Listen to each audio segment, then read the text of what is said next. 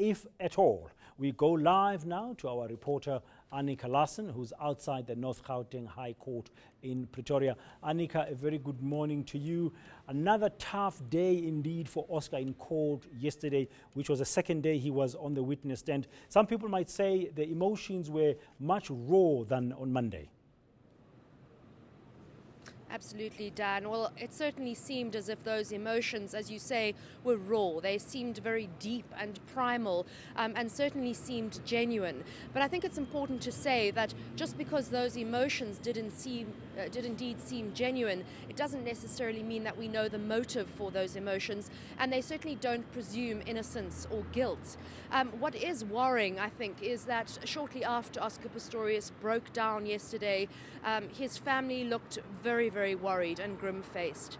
And I have to wonder, with our legal analyst here, Walter Bengu, whether they're concerned, along with counsel, if he can actually continue. He hasn't had real undue stress yet in court, and there's still far worse to come, Mr. Bengu. Yes. No, definitely. It's a worrying concern that he's actually breaking down so early on in his testimony, because the hard-hitting facts haven't come through as of yet. He hasn't gone through Gerinel, because we don't know what form Gerinel is going to be in. So we'll need to look at his state of mind during the course of his testimony to see if he can hold up throughout the testimony, especially from Gerinel. Now, a lot of criminal lawyers will tell you that you're only as good as your witness in a case like this.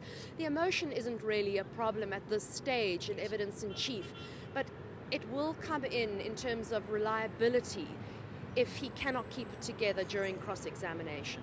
No, most definitely. You always want your witness to be in top form, and you always want your witness to have the best possible answers. But I think at the same time, from a strategic point of view, he needs to show some sort of remorse. So that's why there's so much breaking down at the moment, to show that he's remorseful about the events of that day. And at the same time, if ever he's found guilty, then that will play into the mitigation circumstances when he's being sentenced. So it's a two-pronged approach to say that I'm not a ruthless killer as I was portrayed in the past couple of weeks. Secondly, if I am found guilty, then please be remorseful, because I didn't mean to do it.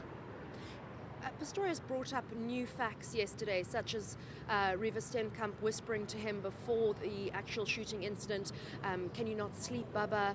That he heard a window open, he heard a door close.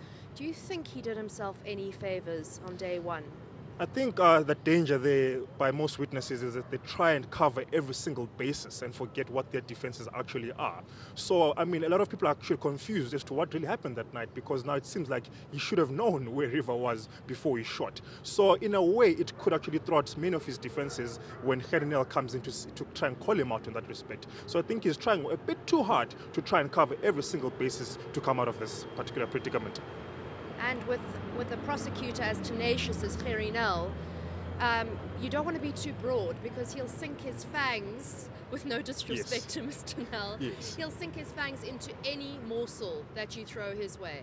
No, most definitely, and I think that's what Beriru had in mind, to say let's try and concede a few things from the onset so that they're not at play. But I think at the same time you must be careful how you concede some of the facts that can happen, because Gerinel could easily twist it to show his state of mind of that day and to show that there are some inconsistencies in his own testimony.